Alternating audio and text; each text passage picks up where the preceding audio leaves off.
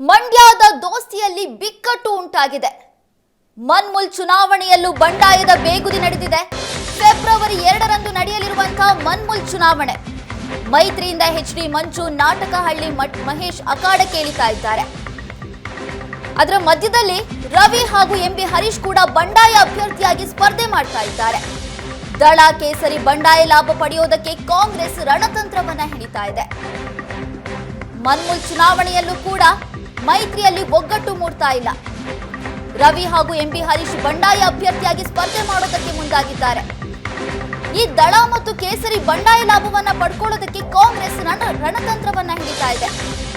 ಕೆಆರ್ಪೇಟೆಯಲ್ಲಿ ದಳಪತಿಗೆ JDS ಮುಖಂಡನೇ target ಆಗಿದ್ದಾರೆ. ಮದ್ದೂರಲ್ಲಿ ಕಮಲ ಅಭ್ಯರ್ಥಿಗೆ ಈ ರೀತಿಯಾದಂತಹ ಬಂಡಾಯ ಮನ್ಮೂಲ್ ಚುನಾವಣೆಯಲ್ಲಿ ನಡೀತಾ ಇದೆ. ಮಂಡ್ಯದ ದೋಸ್ತಿಯಲ್ಲಿ ಬಿಕ್ಕಟ್ಟು ಉಂಟಾಗಿ ಒಗ್ಗಟ್ಟು ಮೂಡ್ತಾ ಇಲ್ಲ.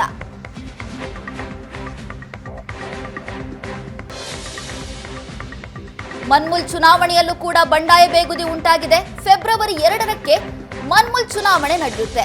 ಆದ್ರೆ ಈ ಮನ್ಮೂಲ್ ಚುನಾವಣೆಯಲ್ಲಿ ಮೈತ್ರಿಯಲ್ಲಿ ಒಗ್ಗಟ್ಟು ಮೂಡ್ತಾ ಇಲ್ಲ. ಮೈತ್ರಿಯಿಂದ ಎಚ್.ಡಿ. ಮಂಜು ಅಖಾಡಕ್ಕೆ ಇಳಿತಾ ಇದ್ದಾರೆ.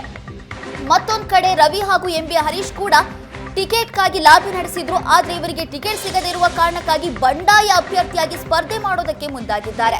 ಈಗ ಬಿಜೆಪಿ ಹಾಗೂ ಜೆಡಿಎಸ್ನ ನಡುವಿನ ಗುದ್ದಾಟವನ್ನ, ಅದರ ಲಾಭವನ್ನ ಪಡ್ಕೊಳ್ಳೋದಕ್ಕೆ ಕಾಂಗ್ರೆಸ್ ಮುಂದಾಗ್ತಾ ಇದೆ. ಮನ್ಮೂಲ್ ಚುನಾವಣೆಯಲ್ಲಿ ಬಿಜೆಪಿ ಹಾಗೂ ಜೆಡಿಎಸ್ನಲ್ಲಿ ಒಮ್ಮತ ಮೂಡದೇ ಇರುವಂತದ್ದು ಕಾಂಗ್ರೆಸ್ಗೆ ಪ್ಲಸ್ ಪಾಯಿಂಟ್ ಆಗ್ತಾ ಇದೆ.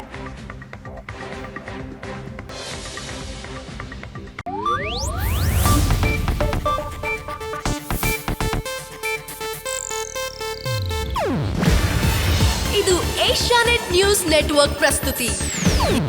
ನೀವು ನೋಡ್ತಿದ್ದೀರಾ ಏಷ್ಯಾನೆಟ್ ಸುವರ್ಣ ನ್ಯೂಸ್.